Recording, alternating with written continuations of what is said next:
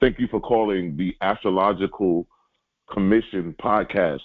This is your host, Issachar Bey, and I want to thank all of you for tuning in.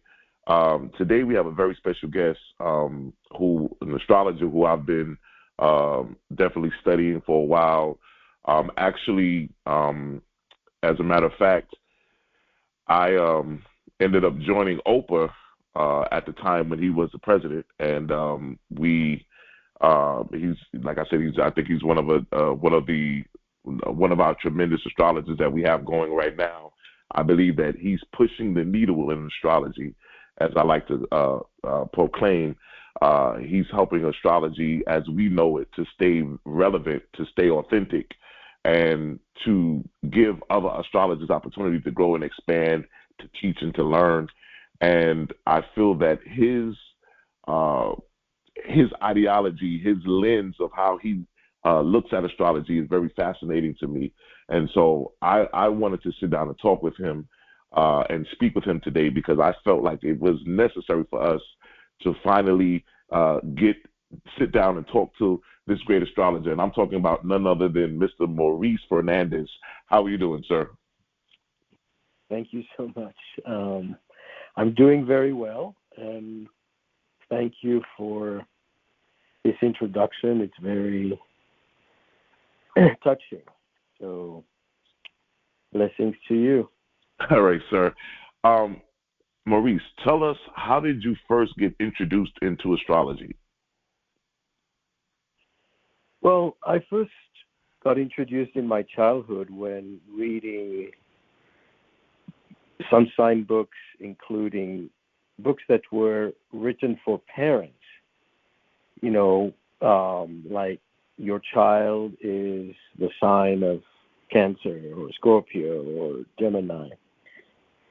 And I could see that the book was actually describing who I was really better than anyone around me.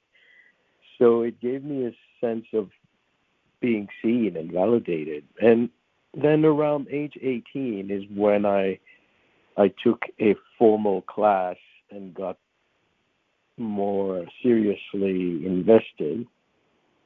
Was around a nodal return. And then people just learned that I was studying astrology, and they immediately asked me to look at their chart. So one thing led to another. And who were some of your people who you studied with, or what were some of the first books that you began to study and learn from? Yeah, I was immediately attracted to the more psychological and spiritual perspective of astrology. So some of the first books were, Stephen Arroyo and Martin Schulman, who wrote about soul development and introspection, and using astrology to really understand our vulnerabilities and see our potential. And then I studied more seriously, when I would say my mentor was at the time Jeffrey Green, who was an evolutionary astrologer, and he introduced me to the perspective of really understanding the soul journey. So it was, I was very fortunate to be able to learn from amazing people. Unfortunately, we didn't really stay in touch, but it was a powerful start. Exactly.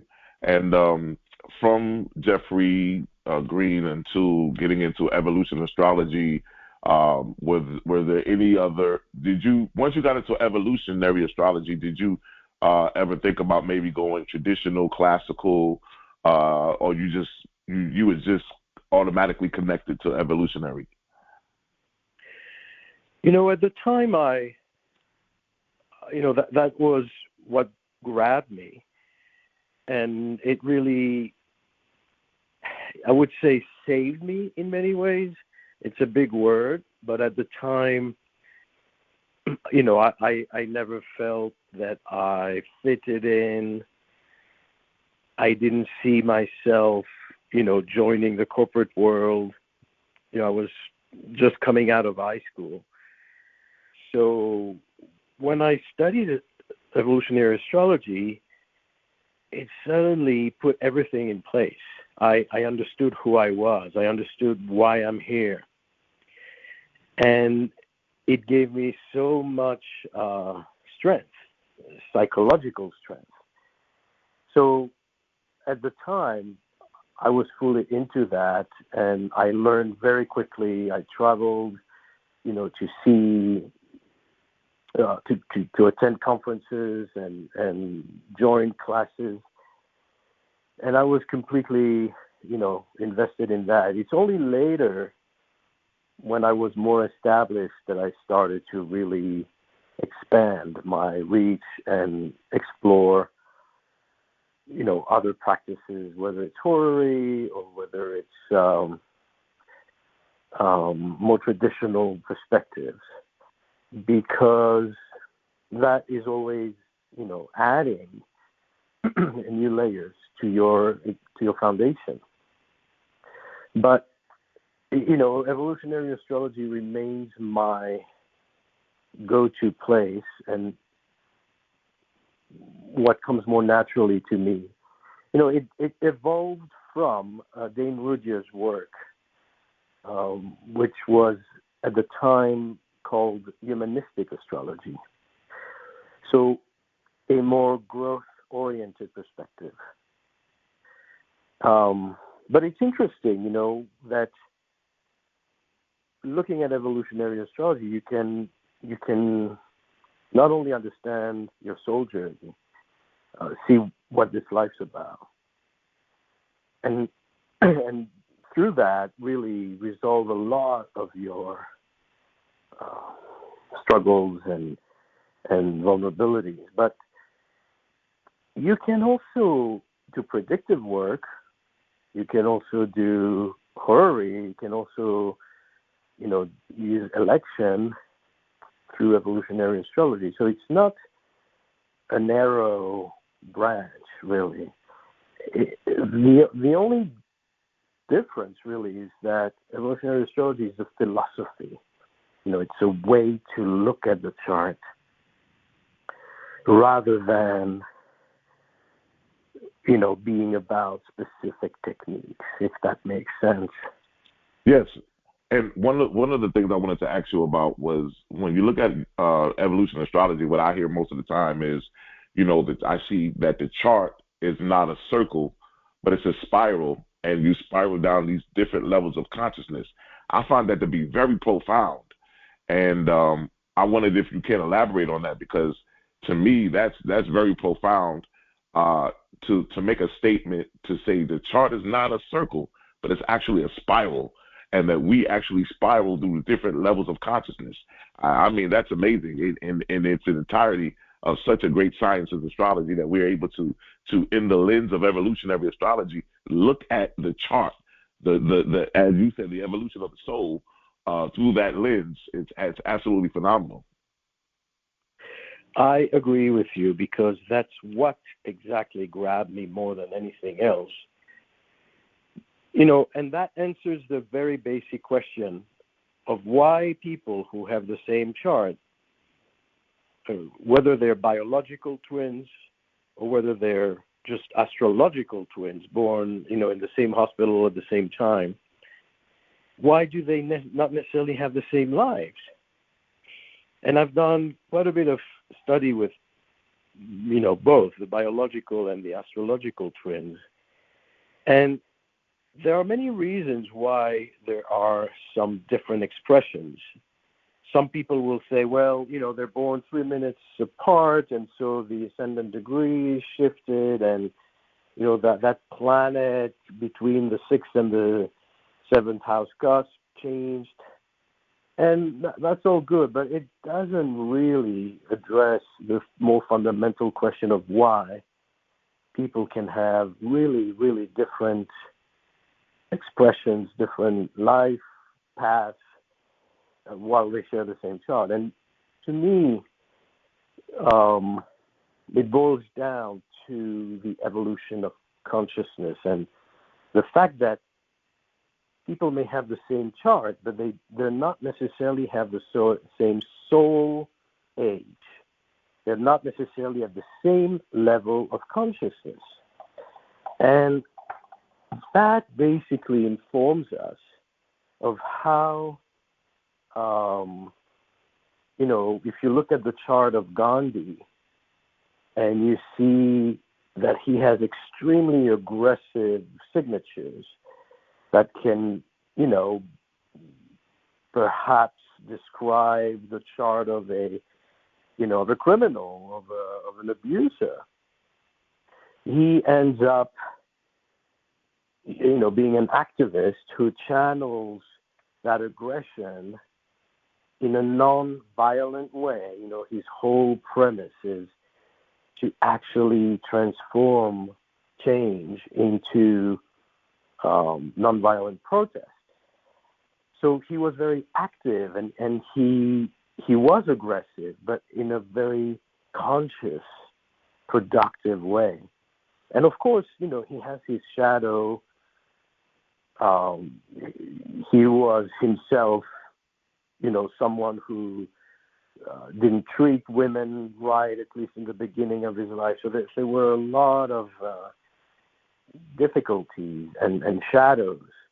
But the fact that he managed to, in a way, evolve his chart to use it at a higher expression of that spiral is not something we could necessarily predict if we didn't know it was Gandhi. If I was just looking at the chart and I would not take consciousness into context, I could have said, this person is toxic, stay away from it. And yet, that makes us understand that there is no chart that is doomed to failure, and there's no chart that is guaranteed, to be benevolent, because you can easily misuse it or improve it, if that makes sense. Oh yeah, definitely. I myself am a Uranian, but I'm an eclectic, so I've studied many different branches of astrology. Evolution is something that I've dibbled and dabbled with, but haven't really went in and grabbed it. Studying the works of Stephen Forrest, even some of your books, and just some of those who are in it. And I just find that it's very fascinating. When you start dealing with so many different levels of astrology. What I wanted to ask you about is one of the things, how I was, I'll start it this way. How did we get from evolution astrology now until the Neptune 12th house and Pisces book that you wrote? Oh, well, it is part of uncovering the soul journey. And like you said, and these are words I'm using myself, I just want to reference people if they want to learn more about this. The first person that I know who wrote about these levels of evolution is Dane Rudyard in his book Astrology of Transformation. I think it's his last book. He wrote many books, but that was one of his last one in the 80s. So that's where he outlines some of that. And then I wrote more about this in my book, Astrology and the Evolution of Consciousness. There's a whole chapter on that. And what's important to to highlight, as you said, planets are in a constant circle. The moon completes a cycle in a month, and the sun completes a cycle in a year, and so on, and Jupiter and Saturn. And so they do go in circle, apparently. And we look at our chart, it's a flat piece of paper where we see those motions going on. And so the consciousness factor, the spiral that we're discussing now, is not visible. It's not something that you can see in the chart. You can only see it when you meet the person. And then you see that they use their chart in a more conscious way. So that brings us to understanding that we are not just locked into our charts. There are some aspects of fate. For example, we cannot change our chart. If you're born Capricorn, that's going to be your sun sign for your whole life. So there's no change in your chart, but there's an ability to change the way you use it. And that's the effort of consciousness. And to your question about Neptune, it happened in a very Neptunian way. I wrote about Neptune when Neptune was on my north node, about, 25 years ago, around the year 2000. And the way it came through is that I was just teaching a workshop about Neptune, and I usually am a spontaneous speaker. I don't read notes. I like to engage the audience and, let the stream of consciousness work through. But then I wanted to get, for some reason, to prepare a little more thoroughly. And when I did, I started writing, and it, it revealed itself through this process. And for days, I kept writing. And I wrote things that I did not know before I was writing them. And I, of course, had to verify everything I was writing about. And that took several years. So it was a bit of a download, if you call it that way. And part of what is important in this book is to understand again that if you want to understand the 12th house, or anything in astrology, but particularly, those more watery, more layered, more mysterious archetypes of the zodiac, there are several steps of development. So if we speak about Neptune, I personally, as you can read from the title of the book, I associate the planet with the house and the sign. So Pisces, 12th house, and Neptune are thematically connected. They're not the same thing. A planet and a house is not the same, but they speak about the same theme. They are ambassadors of each other. So to cut, the explanation short, once again, you can see different steps. Someone's planet in the 12th house can act on a first stage, which is going to be innocence.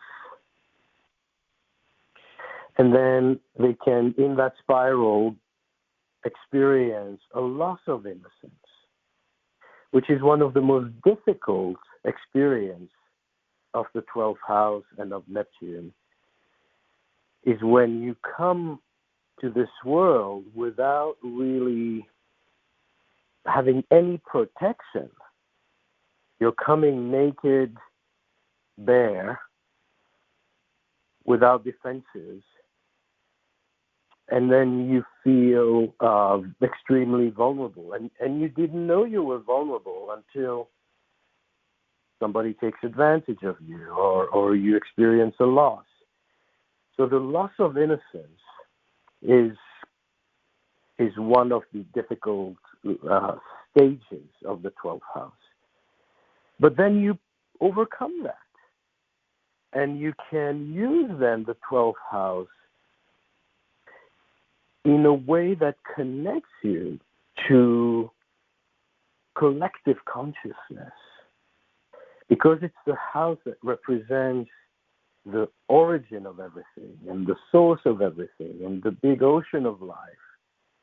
It is also where all of us, through our 12th house, can access the public. And that's why you will see many public figures will have a strong 12th house. You know, Biden, George Bush.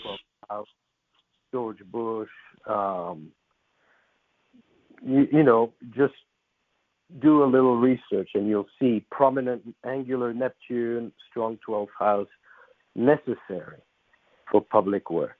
So that is the virtue of evolutionary astrology, I think, is that on the one hand, you can have this extremely difficult, painful experience, but there's also, you know, a thread that if you continue your journey, if you sail through the challenge and you overcome it, then you can be empowered and you can actually thrive in those places that are often misunderstood. So once again, it's not a one-dimensional experience. You know, not everybody with a strong 12th house will become an alcoholic. You know, it's more layered than that. That's the bottom line. You know, I that book that you wrote was was one of the books that I first bought that I was introduced to you and to your approach of how you look through astrology through your lens, and I just thought it was very fascinating. And then our journey continued. Don't know if you remember this. Many years ago, I was a member of OPA. At the time when I was a member of it, like in the beginning, a gentleman by the name of Bob Mulligan was there. And then some situations happened and he was no longer there anymore. And so I think a guy named David had it after that. And then when you became president, for some reason, something just gravitated towards me when you became president, and I reconnected back with OPA. And once I connected, me and you began to connect with each other, and you was just explaining to me how everything was set up and what all was entailed, and I just found that it was very fascinating. And I found personally that when it was under your regime, that I think that you did a phenomenal job. I felt very welcomed. I was able to connect with a lot of astrologers, and I learned a lot. And I just think that it was a great experience for me. What connected you to OPA? What was the connection that brought you into OPA? Yeah, thank you. It's very important to me to create a safe place for astrologers, and I will say what connected me to OPA was Bob Mulligan. So he saw me lecture, I think, at NORWAC, one of the astrology conferences, and he approached me, and we started working together, just organizing workshops and being in touch professionally. And I joined OPA reluctantly because as astrologers, we are often wired to work alone. For me, especially when I first started, which was, late 80s, early 90s. The feeling was that nobody's going to understand astrologers. We are weirdos in society. And this kind of puts you in a mindset that people are not going to get you, so better do your stuff on your own. You kind of lose trust. You're afraid that people will judge you or that they will, somehow not support you. And so I developed that tendency to really be self-made and sustain myself on my own. And then when he approached me and said, why don't you join the organization? To me was kind of a leap of faith to trust that kind of cooperation and then being able to be with others and do things together. So very much, an Aquarian vision of community. And I was at the time, when I first started, I was more of the outreach director, responsible for media and promotion. And what really grabbed me with OPA is that it had such a strong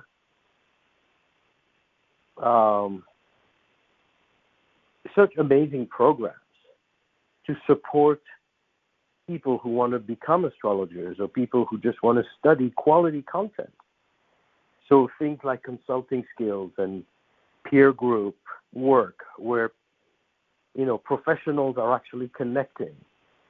And I then developed a whole event called Astrologer, which supports and guides astrologers to have all the resources, to build websites, to start their social media, to learn how to publish books, all the things that are needed for you to thrive professionally. And so the great thing about OPA was that because it was so young, there was so much we could do. There was a lot of freedom to try new things, to expand, to bring new programs. Older organizations tend to be more set in their ways, and there's more rigidity. So it's harder to kind of bring a new vision. And so I kind of got into OPA at the right time for me, because I have Aries on the MC, so I wanted to really get things done and energize the organization so that we can really do what it's meant to do, if we will. But now, I've been, eventually became president for about, 6 years. I've been altogether involved in the leadership for 12 years. It was a whole Jupiter cycle. And thank you for your feedback. I'm glad, it amounted to something and that you got something from that. Yeah, I think that the approach from OPA is so much different from NCGR, from ISAR, from, AFA or any of the other astrological, organizations that we have in store. And I just felt that the approach was so much tailored to the astrologer and how you can learn, how you can get information, how you can evolve and progress as an astrologer. One who's going to go out and do consultations and see clients and, just learn everything from A to Z. I even bought the book that you guys put out on, the book. And it was just, and then the international connection to it was phenomenal to me, because to meet people all over the world that speak the language of astrology was amazing. And so I just think that it's something that's very unique in its own way. And I always push people to definitely join.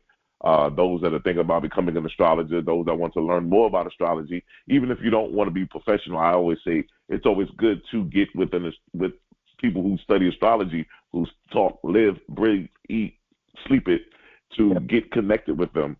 But I found it to be very fascinating. And then to see recently they just joined with AFAN, and and I just think that that's phenomenal. I just think that the growth, the evolution of it, it's just absolutely magnificent. Yeah, and it goes back to the vision that Bob Mulligan had when he got started. Is that you may have astrology schools, even though today many people just learn bits and pieces online, and that's another conversation. But you have the opportunity to get a good education today, studying astrology, the techniques, whatever branch you subscribe to or you gravitate toward. But then you come out of school, you get your diploma, and you're on your own. Becoming an astrologer is not easy, in the sense that you have to be an entrepreneur, you're self-employed, you have to know how to generate and build a clientele.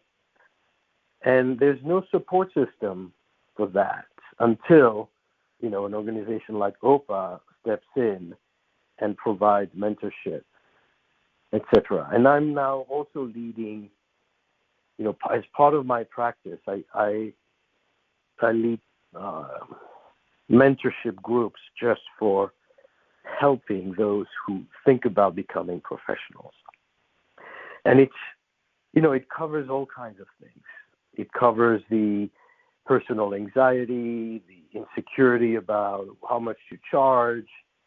We talk about the practical things like,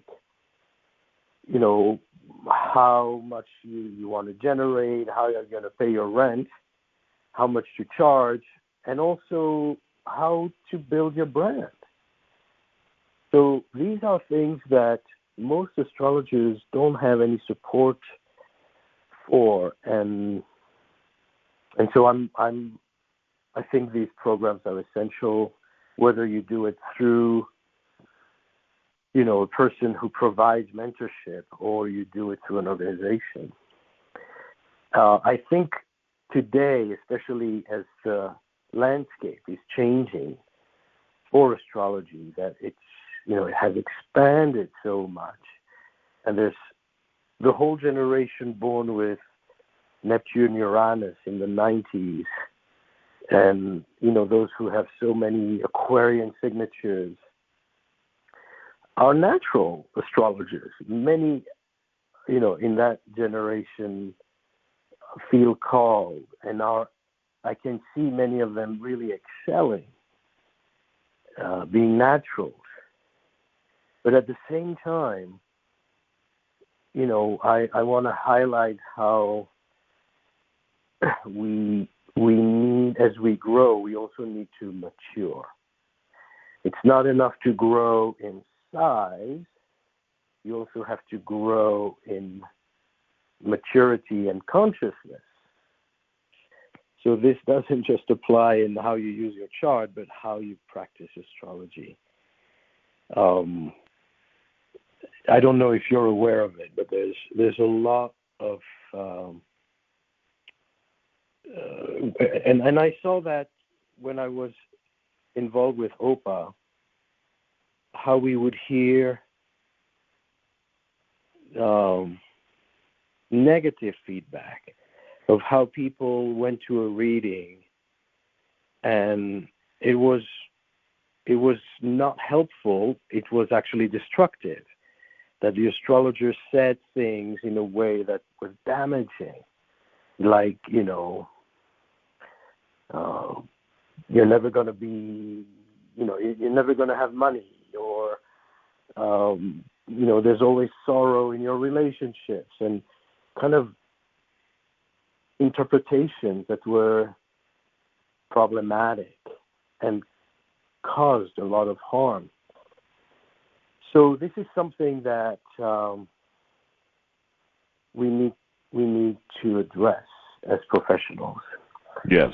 That's why I really encourage people to get a proper education and learn consulting skills. It's not enough to learn techniques. You need to learn to communicate astrology to your clients.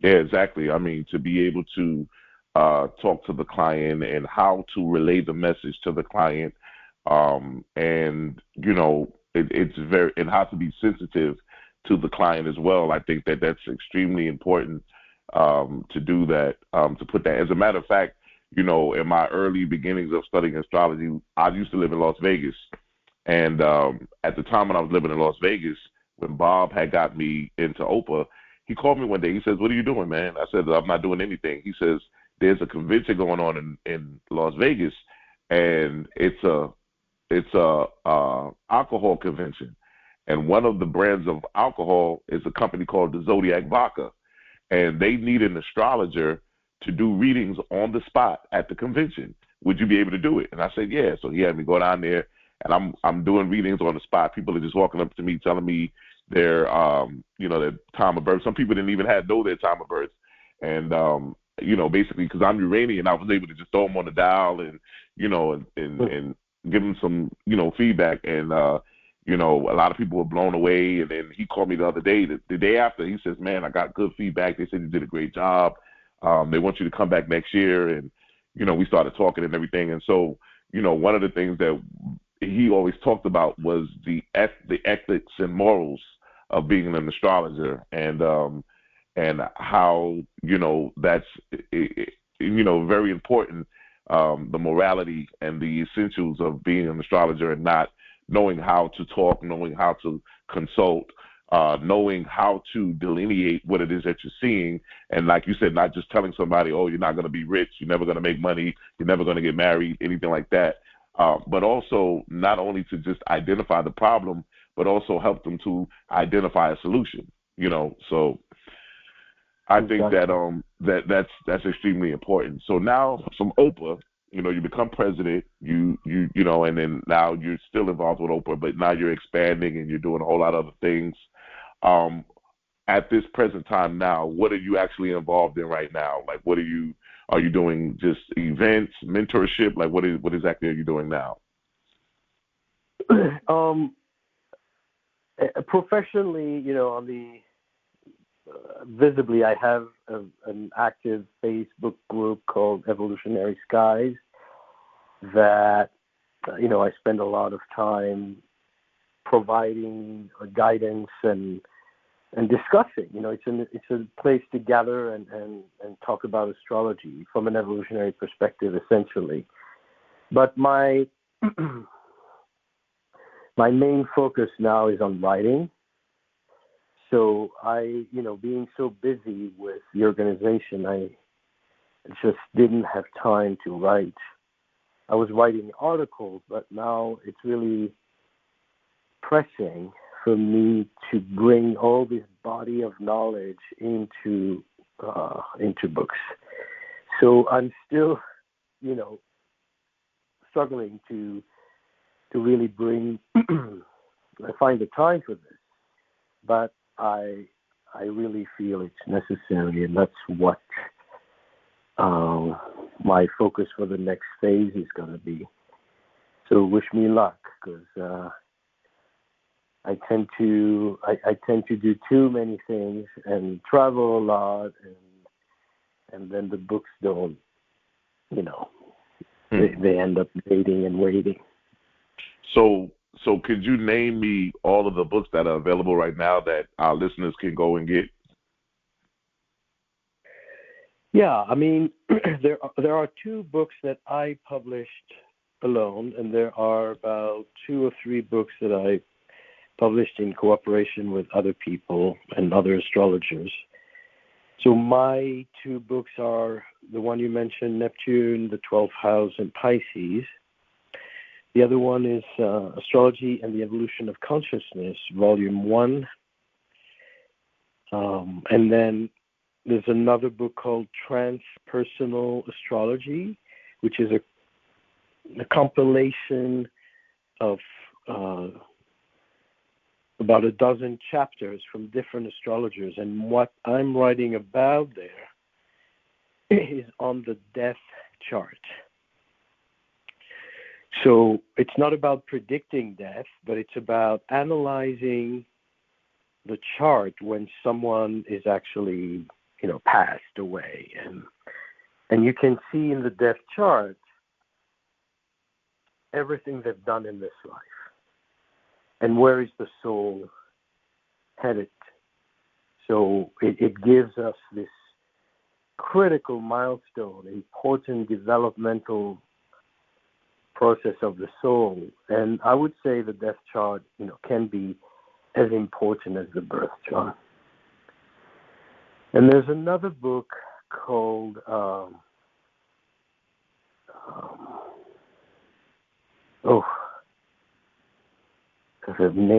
the title evades me now.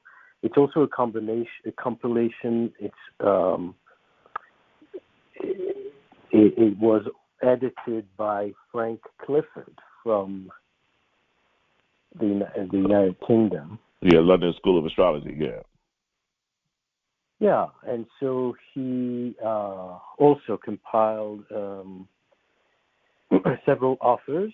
It's a great also book that you can find on Amazon. And the book that you mentioned with Opa is called The Professional Astrologer, and that's a book about how to build your practice. So it's not astrology material, but it is about the practice and the ethics and the financial side and so forth. So the book that I was trying to remember is called Astrology, the New Generation. And so I ask everybody this all the time. When somebody comes to a reading for Mr. Maurice Fernandez and they are coming in to sit down and have a consultation with you, what can the client expect? Well, one of the things I ask the client is to send me questions. And the reason I do that is not only to find out why, what brings them, so I can help them more specifically and make good use of the time, but it's also to prepare them to understand that they need to be part of the conversation. One of the main problems that we often see is people come for readings for entertainment purposes. You tell me everything about my chart, and then they come and sit cross-armed and wait for you to impress them. There's a lot of misunderstanding about what astrology can do, and so it's important for me to go to the soul to understand that this is a very sacred space and that we're going to touch on some of the most sensitive aspects of your life to understand why you are here. What's the purpose of this life? And if you understand that, then you can also have clarity about why things happen to you in a certain way, the good and the bad. So once we have the questions, the person can come to the reading with more mature, ready, and we can go deeper. So yeah, part of what to expect, it's an hour and a half usually, 80 minutes more or less, and it is a time where we touch on any question that may be relevant, but one of the most fundamental one is, why are you here? What is this life about? Yes, that's very important. And how can you make the best of it? Like, how can you use your chart the way it's intended? We talk about the spiral. So that's my goal, is to bring people back to who they are meant to be. And that's because maybe that's what I felt, that before I got into astrology, part of my confusion, especially as a teenager, was trying to emulate others, trying to compare myself, and ending up betraying my own nature. And as a result, feeling depleted, feeling that I wasn't empowered. So once you understand who you are meant to be and what you're meant to do with your life, you get the force. The universe starts to work through you because you're aligned and you harmonize with existence better. So that's, it's not necessarily something that people ask up front, but it's often something we end up getting to. Yeah. Well, one of the things I've always wanted to ask too, also, I ask astrologers all the time, when you're doing your work, whether it's consultation, whether it's in your own personal chart or anything like that, what when it comes to forecasting, what are some of the tools that you use, and what do you find to be most accurate? Thank you for asking that, because quite often there's a misconception to think that evolutionary astrologers are only, doing character analysis, and they're not looking into future trends. And it's not accurate, because, at least I can speak for myself, is that I won't say prediction, but forecast and looking at future cycles is definitely part of a reading and part of what I do. I think it's important because one of the virtues of astrology, as we can track cycles, it helps us prevent crisis, navigate things more effectively, the same way that you look at a weather forecast before you start a new project or go on an adventure. So using evolutionary astrology, we definitely look at at future trends as well. And I've done also a lot of mundane work, predicting general trends and trying through that to prevent crisis. Like you say, you can see that there's a risk for such and such. You look at a problem, you offer a solution. If you see that something is looming, you can help the person really use those cycles to their advantage. One of the techniques are many. I use solar arcs a lot, and I use secondary progressions, and of course transits. And I will say that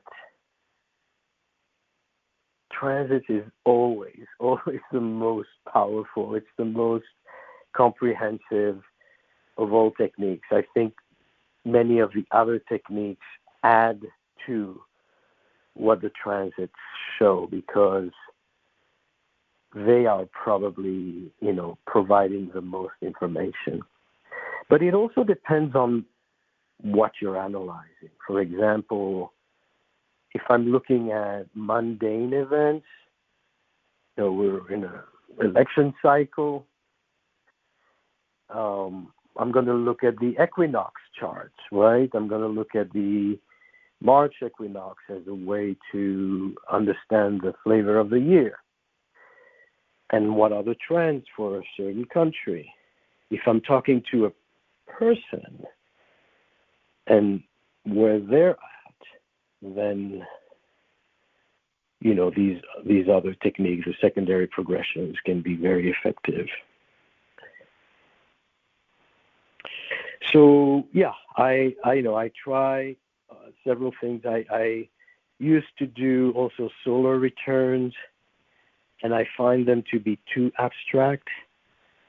I know people, combine profections with solar returns and get good results, but I wasn't, really. I didn't see enough results from me. I'm after all, I'm a very practical person, and I kind of need information that I can immediately use. And in your evolutionary lens, and from the lens that you look at astrology,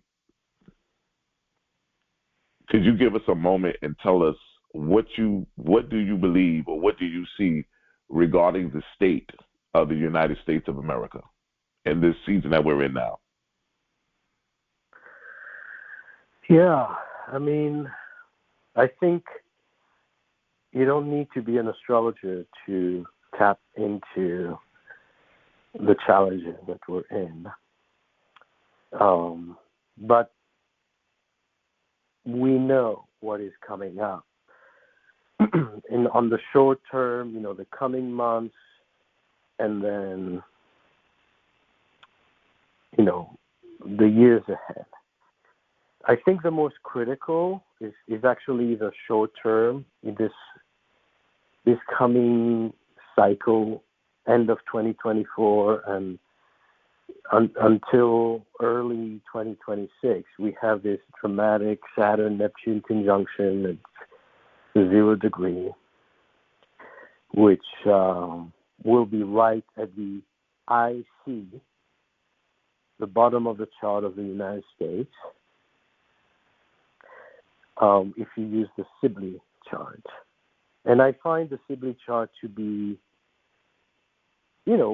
reliable. There are a lot of debates about what is the right chart for the United States. And theory to practice, I think the Sibley chart is a good chart to track cycles. It shows results. So the IC is a very vulnerable spot because it has to do with a sense of security and the sense of belonging. So the fact that Aries sits on the IC of the United States speaks about the very message, the identity that this country is built upon, which is the freedom. The land of the free and the brave, which is all Aries' message. And it's interesting that Mars, the ruler of the fourth house, is in Gemini natally. And Gemini has to do with diversity, with people coming from different cultures and land and sea and air. So that whole multicultural identity is really well described in the astrology. However, Chiron is in that fourth house, and right now, this year, the United States is experiencing a Chiron return right after the Pluto return. and then Saturn, Neptune are going to be right on the IC. So the Chiron theme is also part of the identity of that fourth house, where we see that a lot of the freedoms that, guided the foundation of this country were at the expense of other people's freedom. The slavery, basically taking people's freedom away in order to advance your freedom is part of that Chiron in Aries wound.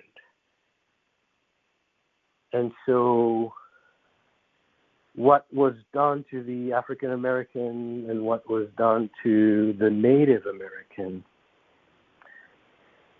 and taking away their freedoms to build a country that supposedly, is the beacon, the safe haven for those who want to be entrepreneurs and want to be free to express their religion and their beliefs, is a double standard. And so having the Chiron return this year can highlight some of these wounds and perhaps repair more of what is going on. But, before there's repair, quite often the wound needs to resurface. And so when we see that, all this Aries energy can create division and can create polarization. Looking back, you probably know that the last time Neptune was on that degree at the 0 Aries is when the Civil War started. So some people are using this vocabulary, even, it doesn't mean we're going to go to a civil war, but it's coming to surface. And people say, if Trump loses the election, there is going to be a civil war. So that brings the threat and the risks of polarization. And from an Aries point of view, it says, I want to follow my own leader, and I don't want to accept your leader. So there's some kind of dissociation, breaking away from, divorcing yourself from society, so to speak. How will that play out? What will be the actual results? We know that it's going to be heated because not only is there a Chiron return, not only is Saturn, Neptune moving into Aries, but Mars during the election cycle, is going to retrograde. And Mars is the ruler of Aries, obviously. And it's going to oppose Pluto several times. So there is volatility and intensity as far as power struggles. But I do see that, out of this climax of emotions, there is order that emerges, because if we speak about the evolutionary intention of Aries, it is a new slate. It is a new paradigm. Saturn, Neptune, by definition, are breaking down walls. The last time was in 1989 when the Berlin Wall fell and the Soviet Union collapsed. So it brings this end of a big era and this end of something that is not sustainable anymore. So what I'm saying, as briefly as I can, because it's a loaded question, is that there is going to be a lot of intensity and polarization and possibly violence unfortunately. But I do see, maybe, it's because I do see that people are intelligent after all. And even if there's a struggle, from a planetary point of view, it looks like there are going to be breakthroughs. There are going to be new perspectives. And with every new birth, there's hard labor. So I'm, wishing us the very best. Yes. And so in the remaining of this year, let us know how we can contact you. What conferences? Will you be lecturing at any conferences? Will you be having any conferences of your own? Or, let us know everything about Oprah. Is there anything going on with Oprah? And also how we can connect with you to be on your mailing list and stay connected to you, so we know everything that's going on with your practice. Thank you so much. I appreciate your support here. First of all, my website, has all the information. One of the things that I'm also doing in the midst of all this is I'm very much involved with nature conservation and also with shamanism. And the way this translates for me is that I'm involved with a conservation of lions in Africa, white lions, who are a very rare species. It's a long mythological story. And I connect that very much to the astrology.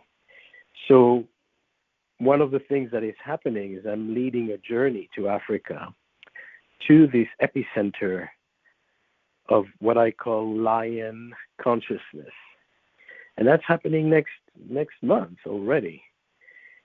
And so that's exciting, but obviously, it's a big journey. If you hear that roar. Otherwise, on my website, you can see the books, you can see the teachings. I'm leading an educational program that takes people from the fundamentals to professional practice. So that's one of my most important endeavor, really, aside from writing the books, is to really give everything to education, to a good education, so that people do good astrology and they feel confident, and it brings theory and practice. There's a lot of supervision. I think it's an excellent program. And,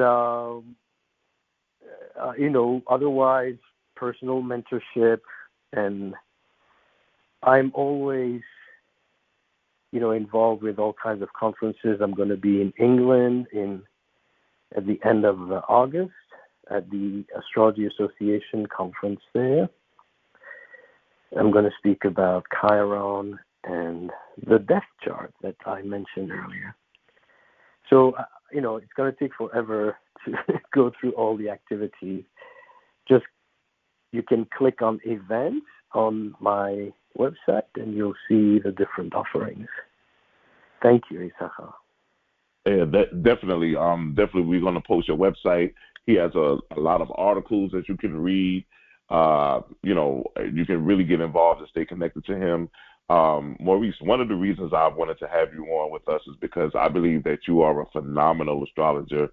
I believe that, you are really pushing the needle in astrology. My interaction with you at Oprah was phenomenal. I had a great experience. And I wanted to give you your flowers. I wanted to let you know that we appreciate you, and that we are definitely standing behind you as you move forward, as you expand, as you continue to evolve your practice, as you continue to evolve your knowledge, as you continue to expand into so many other different forums and different things. We are excited about your future, and we just wanted to let you know that we appreciate you because of your great, great contribution to astrology, and we wanted to let you know that we love you, and there's nothing you can do about it. That's beautiful. Thank you for your generosity. I deeply appreciate that. And all the best to you and your channel and your practice and your Uranian astrology. Yes. I'll learn more about that. I'll get back to you on that. Okay, definitely. But we definitely appreciate you. We want to say thank you for taking the time out of your busy schedule. I know you have a lot going on, and we look forward to seeing you in your conferences, getting copies of your lectures, your books, and everything that you have going forward. So we will definitely be promoting you and sending people your way so that they can learn about their soul's journey in this incarnation. Beautiful. I'm ready when you are. All right. Well, thank you. And until we meet again, you have a great time with everything that you got going on, and we look forward to seeing you real soon. Thank you. Take good care. Right.